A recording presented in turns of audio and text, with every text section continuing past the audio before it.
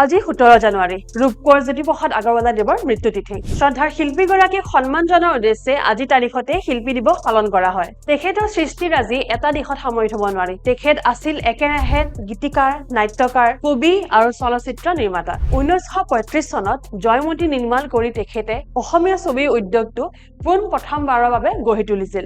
তেখেতলৈ শ্ৰদ্ধা জনাই অসম চৰকাৰে প্ৰত্যেক বছৰে আজি তাৰিখতে শিল্পী সন্মান বঁটা আগবঢ়ায়। এই বছৰ এই সন্মানৰ বাবে নিৰ্বাচিত কৰা হৈছে সদ্য প্ৰয়াত শিল্পী সমৰ হাজৰিকা আৰু শ্ৰদ্ধাৰ ধনদা পাঠক।